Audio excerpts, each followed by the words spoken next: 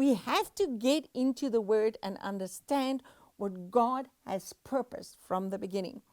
Now, he starts, this is very interesting from this point on, because he now takes days, literal creation days, and generation days in time, and he mixes it up.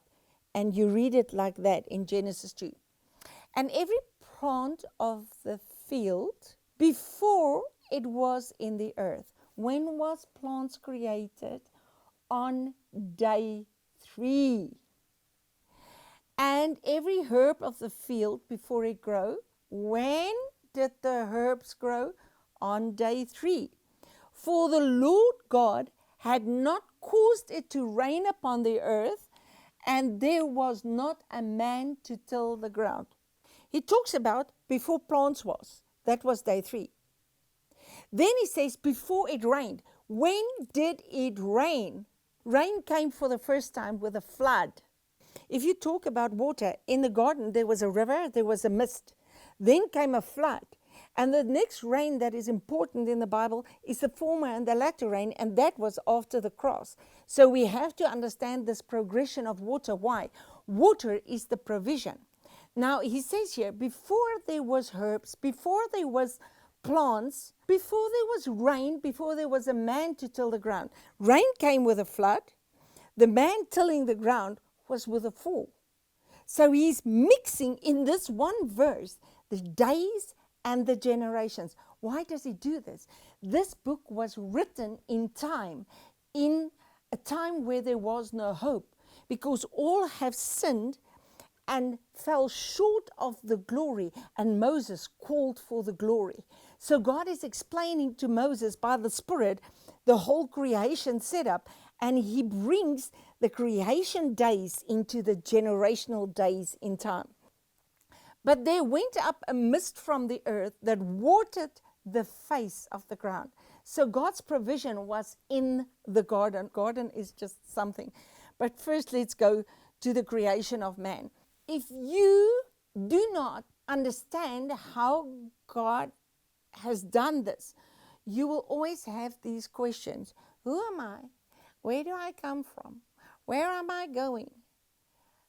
What is my purpose on earth? These are the 4 questions that is implanted in every heart of man, and it's all here.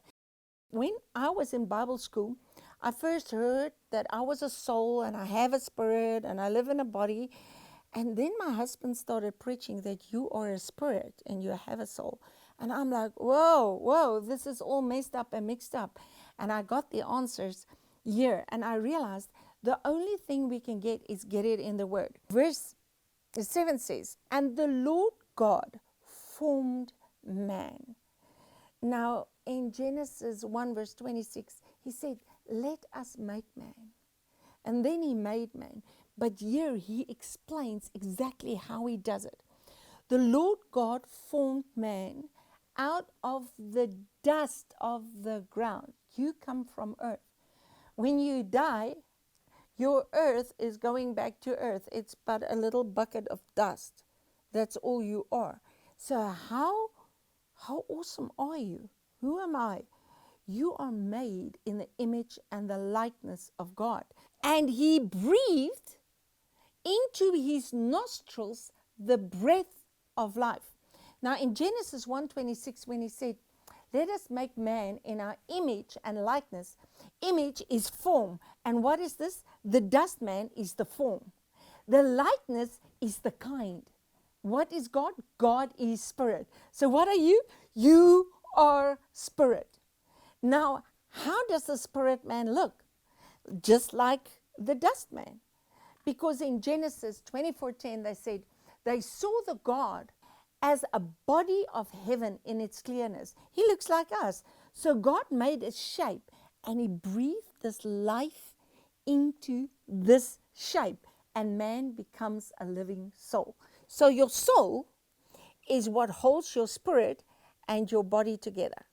Now, your body is just dust. Your body is dust.